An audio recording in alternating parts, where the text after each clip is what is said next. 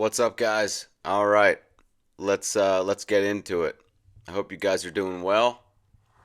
Um, you guys are probably getting ready for your fall season and learning anything that you can learn from your summer seasons, or maybe you're just taking the fall off, which would be a good thing for many people too, and just working on what you've learned you need to work on over the summer. Um, So let's. I want to talk about a few different things, but we're gonna get into the top 10 pound for pound hitters of all time countdown. The reason why I'm doing a countdown is because I recently changed the equation. I felt like it was favoring the guys who are really big. For example, Mark McGwire was number 2 on the list.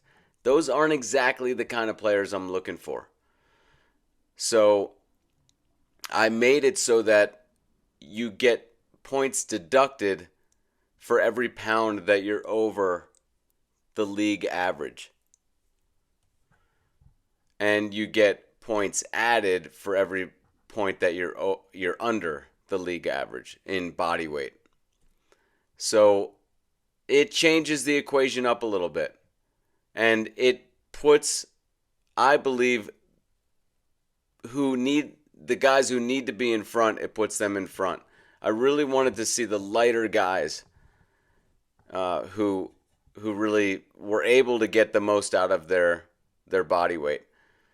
There becomes a certain point in my mind when you get to about 230 or over. I think you can get away with so much stuff that it's really not fair to compete on an even playing field with guys who are in, below 200. So again, I wanted to change the equation um, to basically favor the guys who were really light, and now we have. I think those guys are well represented now in the top 100. You can get that full list when you get my Swing Like Griffey ebook at theswingmechanic.com. I have the full top 1,000 pound for pound hitters of all time list. And check that out at theswingmechanic.com. So, first, I wanted to talk about just a few things that were on my mind this morning, really.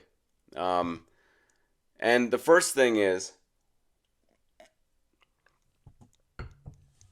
I just saw a video. Let's just talk about the swing that's popular right now. There were swings go in and out of style. In the 80s, it was a certain, I would say, Rich Gedman, if you can find video of his swing. He was like the prototypical 80s swing, or even like a George Brett. And George Brett did great, obviously. One of those guys who combined a high level of consistency with some power as well. But these styles come and go. And what my mission has always been is to figure out what really matters in the swing. I mean, we can look maybe different ways, and we should look different ways when we swing, but let's do the quintessential pieces. So everyone can look the way they want to look as long as you get those quintessential pieces of the swing in. What's going on now is there's a swing that's popular, and this is really, to me, I just saw this on Instagram and I thought, this is today's swing. This is what I'm seeing from guys at all levels. When they think they're doing good mechanics, they're doing this swing today. And this is like an Aaron Judge swing. And side note, Josh Cathcart, I've had discussions with him, and he has said that this swing is not as popular as I say it is. I still disagree with him. I see that this is really the swing that is popular right now. From what I see, maybe it's just my own Instagram feed that's making me think that, my own personal algorithm that my Instagram account is choosing. But I think what's going on is people are copying Aaron Judge, who learned his swing from Richard Schenk. And you all know the problem I have with that is we're talking about And it's funny that I do the pound for pound thing to find the best swings. We're literally talking about the largest hitter who ever stepped into the batter's box. Talk about someone who can get away with things. He's not just over 230, he's 280 pounds. So obviously he's going to get away with things. But this is the swing that everyone's copying. The main, I would say, two problems I have with it. Well, let me talk about first the things I like about it. It tends to put people in a pretty connected position at contact. And there tends to be not a whole lot of flip in it at times. You can see the back arm and bat are in alignment long into the finish. The two main problems I have with it is there's no respect for the positioning as you start the forward swing. There's no respect for really a quintessential piece of a great swing in my mind, which is getting some front humerus compression here and allowing the barrel at this very point in the swing, getting some front humerus compression and allowing the barrel to flatten due to gravity. This is so important. To me, movement is the ability to flow with the force of gravity. Like if you think of even fielding, you're watching the ball go up and down as it bounces, and you're flowing with the gravity. Eventually the ball would stop rolling and it would stop bouncing completely. It's gravity that's kind of that you're kind of learning to flow with. And that is the case with the baseball swing. We have to learn how to flow with gravity. The important way you need to flow with gravity is in this start of the forward swing. It is such a small movement. It can feel quite different. And it's really just at the start of the forward swing, this key move where you just for momentarily allow gravity to drop the barrel and allow gravity to work on your back arm specifically, because the back arm will tend to want to fire out this way. We know that because if you just swing with your lead arm by itself, then you have this nice flattening action. So we need to follow more what the lead arm would do all on its own. But there's no respect for that at all here. There's just guys are, and I've heard coaches say this, just fire out from here. Keep this intact and just fire out from here. You're skipping a complete link in the chain of the swing. And when we look at the best pound for pound hitters, we tend to see this more of this dropping action. Yes, we tend to see kind of straighter front arms and a little bit the hands more away from the body and getting more behind as they start forward. More front humerus compression, you could say. But I don't think that you need to try to force more front humerus compression. Just as long as you get the right flow in the right sequence and you start to have gravity working on the barrel before it's then whipped into the zone. This provides, I guess you could say, a whippiness into the swing, but all great movement has whippiness in a way. I think of even like Michael Jordan and all his crazy layups that he would do. There's a flow to them. There's almost a whippiness, a gracefulness that, in my mind, no matter how crazy the shot was, he was utilizing great mechanics because he was having this flow in his action. But there's just no respect for this link in the chain. Basically, from your chest to your neck, that is a link in the chain, and guys are just completely skipping it, and they're firing open from here. That leads to a stiff swing. It's going to be a swing that is way less powerful than what it could be. Are guys doing great with this kind of action? Yeah, I would look at them and see how strong are they? Where are they on the pound for pound list? You know? And just because someone is doing well with an action doesn't mean that it's optimal. It just doesn't mean that it's optimal. The other problem I have with today's conventional swing is that there's so much leaning back, and you can see that clearly here. Again, I think that this is the paradigmatic swing of today. Here it is again. Here's another kid, but basically the same thing. You can see no respect for that lead arm and the hands getting away from the body a little bit. And guys are doing this finish where they're leaning back and like looking up in the air like they just hit a monstrous shot. And so it looks dramatic and people are thinking it's right. I think of like it's like a knockoff of what's right. It's like it's got the drama.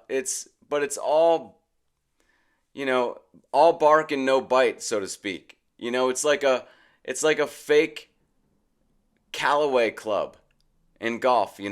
It's almost the right thing, but it's like a knockoff. It looks the part, and I can see how people are getting fooled by it. But it doesn't have the quintessential pieces. And I think that the shifting of the weight is very essential. If we look at a lot of the pound for pound greats, and especially the guys who hit with some consistency, we're talking consistency here too. I know a lot of people think with my pound for pound equation, I've omitted consistency. No, I haven't. These are the guys who consistently hit the ball hard. And if you look at the guys in the top, in the top of the list, you're going to see that they also have pretty high batting averages for the most part. Why? Because batting average is in large part a stat based on how consistently hard you hit the ball. Bill James pointed this out, that there's a lot of overlap between these stats that we traditionally think of as only consistency or only power. There's a lot of overlap. Average has a lot to do with how consistently hard you hit the ball. This is a video I wanted to play. Bob Costas talking to Mickey Mantle about Reggie Jackson, sent to me by a subscriber. Thank you guys for sending me all your videos that are relevant to this channel that you find out there. So I appreciate you guys sending me that stuff. He's talking about Reggie Jackson, and basically Costas says something that I very much agree with the strikeout. By the way, we're shifting gears here. I'm talking about a different subject altogether. Talking about the strikeout rate of hitters not being as important as people have traditionally said it is. And so what does this mean for, if this is true, and I'll play the clip in a second, if it's true, what does it mean for somebody working towards being a better hitter? To me, it means stop judging yourself based on contact. Contact will come. And of course, the more you hit off a tee, the more you hit off live pitching, the better you'll get at making square contact. But we should judge ourselves after a game more on, did I get a good swing off, than how well did I make contact? On how many swings did I actually make good contact? That's just not as important as swinging hard. Of course, you need a good swing. That's separate from just swinging hard. I wouldn't want guys with poor mechanics to just be swinging hard. That's not going to help anything. But once you get a more sound mechanical swing, more, I guess you could say, lead arm dominant, what I advocate, then just turn up the dial and record your swings.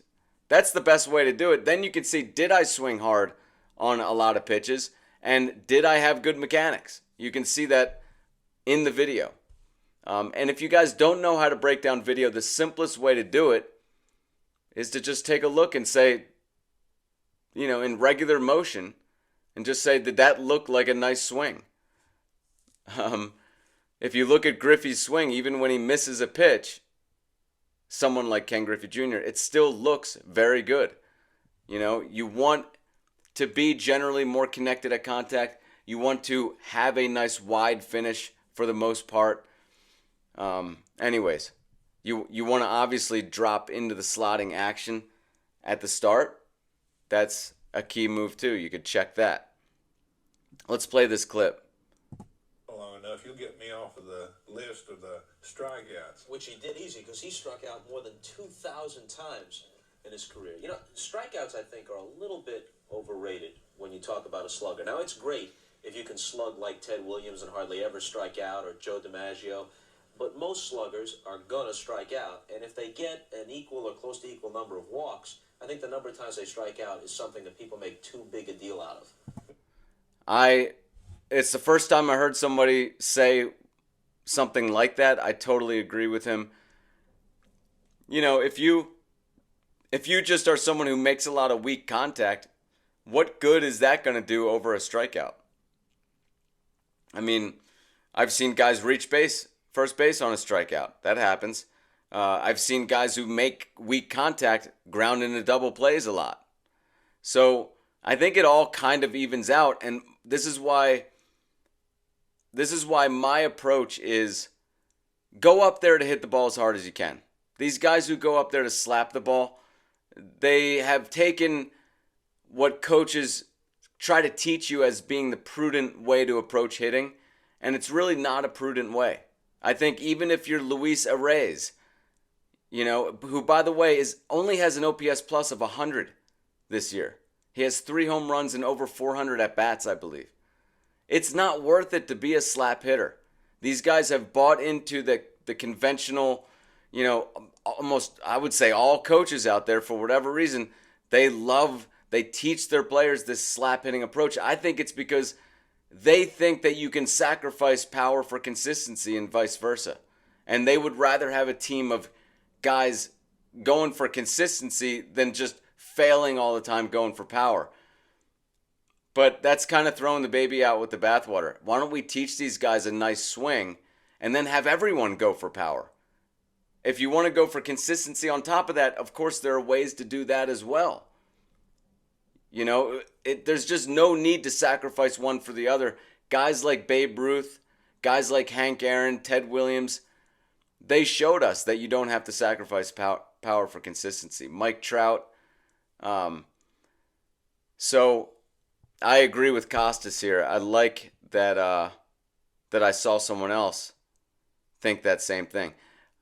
Before we get into the next 3 on the top pound-for-pound list, one more topic I thought was interesting is I asked AI, ChatGPT, to list the top 20 hitters with with the most 30 or more home run seasons. When I first asked it, it just omitted Frank Thomas, who should be right there above, Frank Robinson, who should be right there above Frank Thomas with 11 seasons. And I asked it, what about Frank Robinson?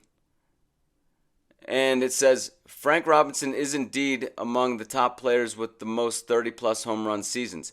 He had 11 such seasons in his career, which would place him within the top 20. So it was wrong. It didn't say, I'm so sorry, I was wrong, and you contributed to my knowledge from here to the rest of time. It didn't give me any credit like that. It just said, Frank Robinson's inclusion bumps some players down the list, but he firmly sits among the all-time greats in terms of consistent power hitting. And then, so the next time I asked it in a separate chat, you can barely see it at the top there. I said, who are the top 20 players in 30-plus home run seasons? And it listed the top 20, now including Frank Robinson. So when you ask ChatGPT that question of listing the top 20 hitters with 30 or more home run seasons, now you see Frank Robinson, and it's all because I taught it that. So that's ChatGPT. So if I do nothing else in my life, at least I contributed to that. I don't know who else they might be omitting on this list, but it's kind of concerning that they left out Frank Robinson, which makes me wonder. Well, listen to Bob Costas again. Same video. This was a great video. Thank you for sending me this video, whoever sent this. But listen to Bob Costas here. It's likely that as time passes, Frank Robinson will be remembered mainly as the first black manager. But in a way, that would be a shame, because he deserves to be recalled as one of the greatest hitters and competitors the game has known. I mean, I don't know how good of a manager this guy was, but he could be the best player-manager combo of all time. I mean, who would, like, as far as great hitter, and I don't know how he was as a manager, but if he was even average, I mean, he would have to be the best, because he was an absolute beast of a hitter. Here you can see nice straight lead arm. You see this often from a lot of these guys who had just tremendous power for their size. And here's a nice position there at contact. Loose back arm, not extending real hard. Very clean position there. And then a beautiful wide finish, which is only able to be done because of the positioning back here. Because he used gravity here to allow the hands to just drop. There's whip in his swing. So that here, that's when the extension happens. Well after contact. So I just wanted to point out, it's interesting to me, Frank Robinson is so underrated. And we just missed him in the top 10 because he's number 11 all-time pound-for-pound hitter. Weighed 183 and hit a home run every 17.08 at bats to give him a pound-for-pound score of 353. So he's just behind Duke Snider. So I just wanted to give Frank Thomas some credit. People forget about him. And he was just a beast of a hitter. 11 30-plus home run seasons. 586 homers, won the MVP. I believe he was the first to win it in 2 different leagues. The MVP. Cincinnati and Baltimore.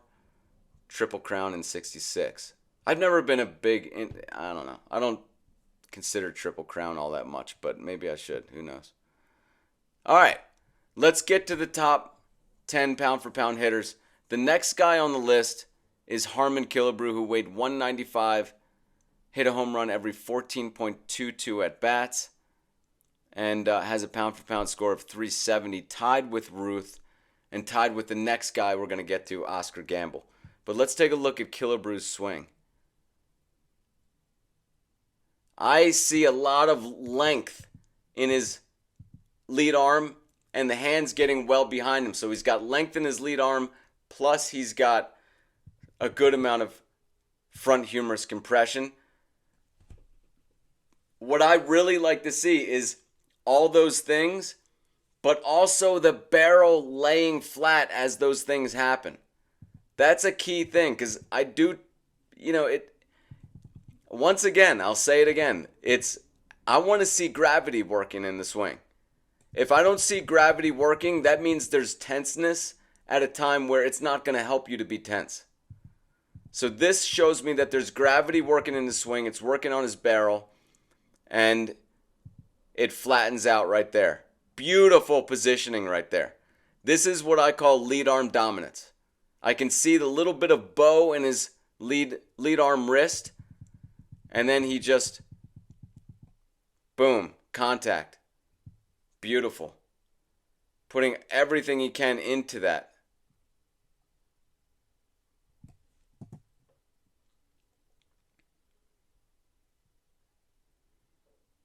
Let's look at Killebrew's stats.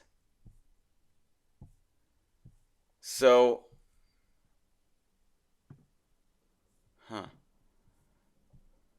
let's see. Harmon Killebrew led the league. What? Led the league in homers 1, 2, 3, 4, 5, 6 times. And every single one of those times he hit over 40. Batting average. What did he finish with a batting average?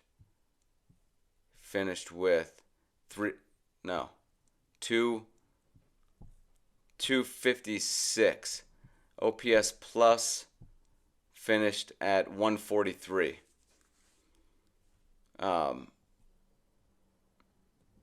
Let's take a look at his motion here. Once again, hands away from the body, nice straight lead arm. A lot of flexibility in that lead arm here. Not everyone has that flexibility, and that's okay. I don't like to see guys trying to get more distance and trying to get more lead arm compression. The important thing is that you just allow gravity to work here. If you allow gravity to work, you're going to naturally get whatever amount of lead arm compression that you need to get. There you can see turns nicely into the hit. Beautiful release action by the back arm. You can see there's not flip in this swing. See the back arm and bat are in alignment well into the finish. And it's important to get used to this finish of the swing. You know, there's no rollover going on. The rollover happens, you can see, at the very end. That's when his hands are rolling over.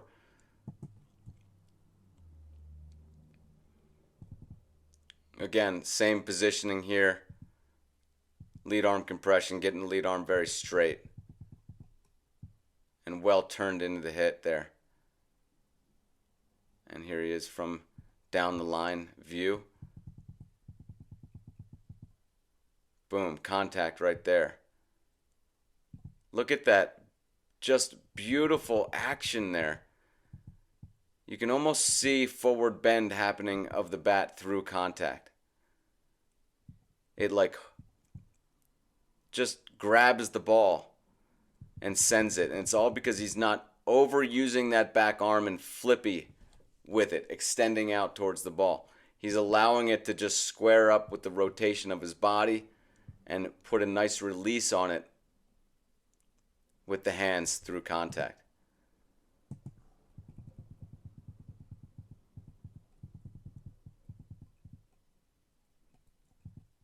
Again, hands getting well away from the body as he starts forward. There's not a whole lot of leaning back in the swing. You know, it's not that he's thrusting his body forward a lot, but he can if he needs to because he's got his weight balanced. The problem with today's swing where you're leaning back on the back foot so much is you don't really have that option. See, with being 50-50 here, if he needed to, he could shift that torso out forward and make contact more out in front. You could say he maybe does that a little bit here, but for the most part, he's pretty much 50-50 throughout. And that gives him the option, like I said.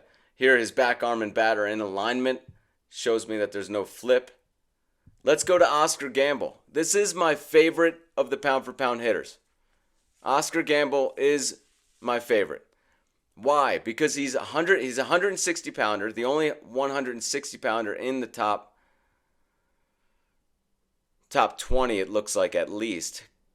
There's not another one, I think, until Bobby Mercer, who is number 30.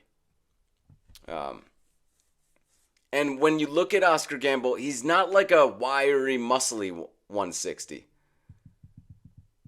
And so that, to me, that's better. I look where everyone else looks for like the most muscle in someone to look for good mechanics.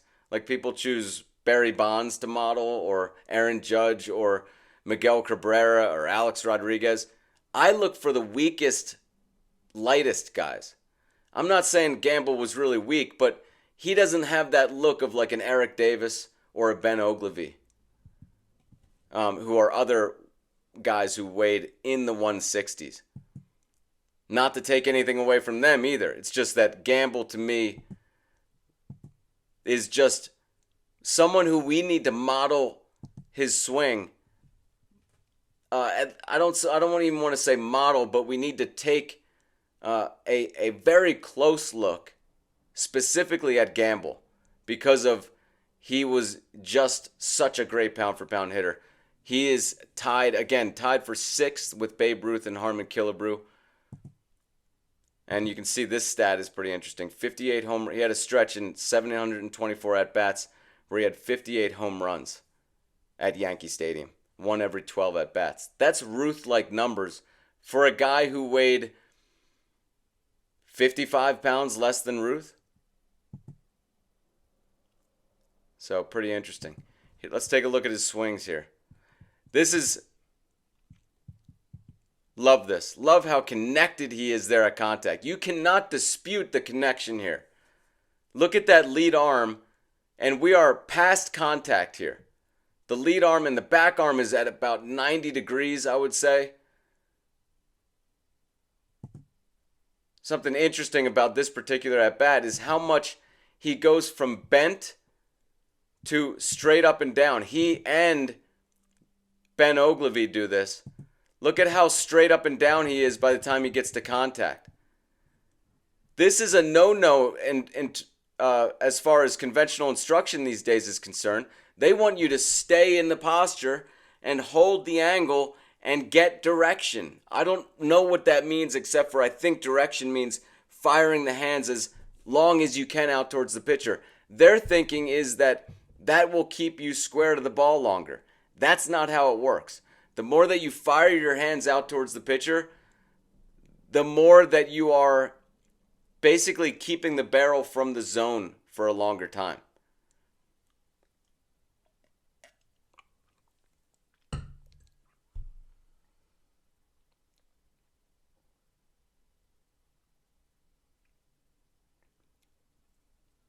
Had a little lemon seed there.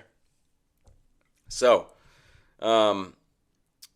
as far as not standing up through the swing, that's just a myth. That's just something that conventional instruction wants you to do to put you in this tight robotic box that they seem to always want to put people in. Go ahead and stand up through the swing. In fact, it can give you a lot of whip. It can allow you to feel more connected. And look at these two pound for pound greats in very similar positioning after standing up more through the swing and both hitting home runs. Not that that is a huge deal, but in those particular hits, they were both homers. There you can see the barrel, again, dropping flat.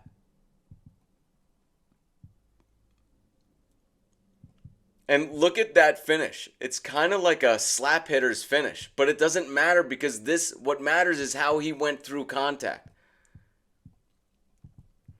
Do I tend to like to see people finish a little bit more around their body? I do, because it tells me that they're taking a harder swing. Gamble looks like, he took some hard swings. It looks like he was maybe a little bit out in front on this one, so he just kind of doesn't completely finish the swing. Here's a great look at, I believe this is a pop-up, but we have a great look at his swing. He strides open, which is fine, neither here nor there. Some guys like to stride open or closed. What really matters is how you move through contact with the arms and bat, because that's going to usually dictate how your lower body moves. And honestly, you can move your lower body in all different ways. Like, remember the squish the bug teaching? Well, Gamble's not doing that here, and that's fine. He does it more like a golfer at the end here, which that works. It doesn't matter. Thinking of how your lower body moves is not really a thought that I like guys to have. You should just be using the lower body to try to hit the ball and provide the most force possible. And naturally, to do that, you're going to have to shift more weight than guys are shifting in today's conventional swing. Let's take a look at a different angle of Gamble. Great guy to copy. Like I said, he is underrated. We're not looking at his swing enough. Beautiful positioning there at contact. You can see well connected, getting a lot of the whip of the bat and releasing beautifully through contact. There's a base hit. You can see he almost had a slap hitter's finish, But again, what matters is how you move through contact. This was more of a this was a hard cut by Gamble. More of a Griffey-like swing here. He would have absolutely crushed this ball if he made contact. Look how hard this swing is. Almost takes his helmet off. But let's look at it again in regular motion, and you'll see how much it looks like a Ken Griffey Jr. swing. That's because he's allowing gravity to drop the barrel. He's getting a lot of front humerus compression, and he's taking it to a nice wide finish, just like Ken Griffey Jr. did. There you can see, very similar. That wide finish is what you're looking for. Look how flat the barrel is here. Beautiful positioning. He's allowed gravity to take it.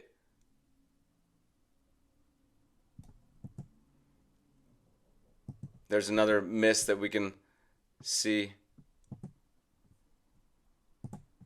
Let's take a look at this. You can see, look how dropped flat that barrel is. And look how connected he is at contact. To me, maybe a little bit of leaning back here. Maybe just being a little bit more upright would have allowed him to move his torso forward and make contact with this pitch that he's a little bit out in front on, maybe. Out in front on. But again, a nice hard swing. Kind of a Griffey wide finish there. And who cares that he's facing his dugout here? Who cares? He is taking a hard swing, and that's what really counts. This whole idea of guys having to finish with their feet exactly where they were and being all balanced and head down, it's not good. Swing hard primarily. This is a great look. The only side view, this is like a rare video here of Oscar Gamble from the side, which I was so thrilled to get a few years ago because I was wanting one so badly. But look at the barrel just being taken by gravity. Nice straight lead arm. Look how flat the barrel is here. Contact.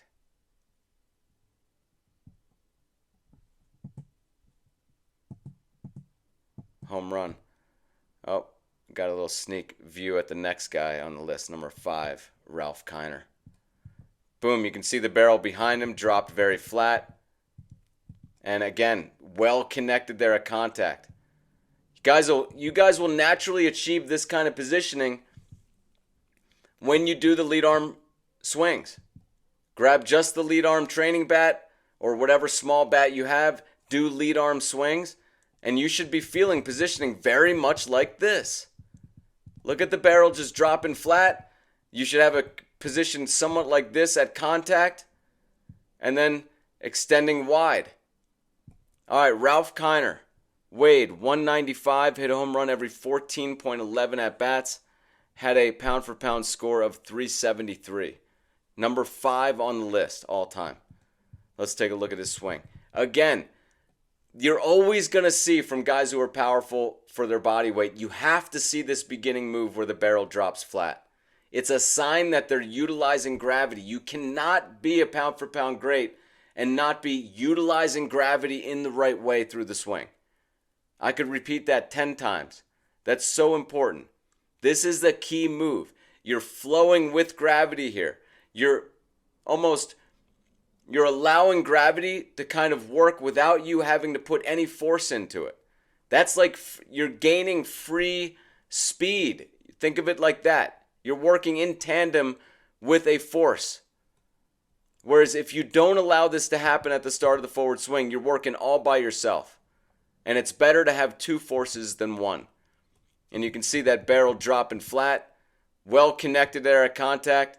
I like the way Kiner, look how he moves forward with his back shoulder through the hit. That's a cool feel. I think that is a feel that works well for having a good release and using more of your body into the hit. So he followed with that back shoulder quite a bit. Here you can see again, utilizing gravity to drop the barrel at the start of the forward swing. Now Kiner doesn't get a really straight lead arm like Killebrew and Gamble. But that's okay. He's still allowing gravity to work. He's still getting some front humerus compression. And that's the key. Again, just in this stage of the swing, flow through the swing and using gravity. And that's really the key. It's not so much about chasing positions here. Beautiful connection there at contact. And once again, back arm and bat in alignment well into the finish. And he just releases it back here. It's like the swing is all one movement in terms of the release of the bat. The release happens in the lifetime of the entire swing. It's not pushing out, release, and then finish. There's a good look at his slotting action. Look how much he's utilizing gravity at this point. And then look, this is a good angle of following with his back shoulder. It allows you to really keep flip out of the swing as well when you follow with that back shoulder. Look at the back arm and bat stay in alignment for a long time. It's more of a feeling like you're hitting with your body that way. There you can see gravity taking the bat nicely there. And Ralph Kiner, ladies and gentlemen. Very underrated hitter. Man, we talked about 3 very underrated hitters today. Killebrew, almost never talked about, but definitely one of the best hitters of all time. He was a 500-plus home run guy. We got Oscar Gamble, who's known more for his afro than anything else, which I think is ridiculous. I saw the MLB piece on him a few years ago when he passed away, and they chuckled about his afro, more than anything else. And they didn't even mention that this guy's one of the pound-for-pound greats. It's unfortunate. But, they should have pointed out, and maybe they did briefly, but like I said, they talked more about his afro, unfortunately. But they should have talked more about just how light this guy was, just how small of a guy he was, and yet still consistently hit so many home runs. And then we have Ralph Kiner, who, had he played in New York, Ralph Kiner would have been an absolute stud. I mean, someone who no one would have forgotten. Let's just take a quick look at Kiner's stats, because he did something. I think he led the league like 7 years in a row with home runs. Let me see here. Yeah. His rookie year hit 23, which led the league. Then 51, then 40, then 54, then 47, then 42, then 37. His first 7 years, he led... Wait, 1, 2, 3, 4, 5, 6. Yeah. His first 7 years, he led the league in home runs. And then he retired 1, 2, 3, 4, 5 seasons later. He didn't play all that long. Just an unbelievable home run hitter. And he weighed 195. So there you have it, guys. Touched on a lot today. Look forward to hearing your comments and questions. Thank you guys so much for watching. Check out the lead arm training bat at theswingmechanic.com. Also check out my Swing Like Griffey ebook, where you will also get the top 1,000 or so pound-for-pound hitters of all time. Focus in on that top 100. Check out that list. Focus even more intently on that top 20. So thank you guys, and I'll see you next time.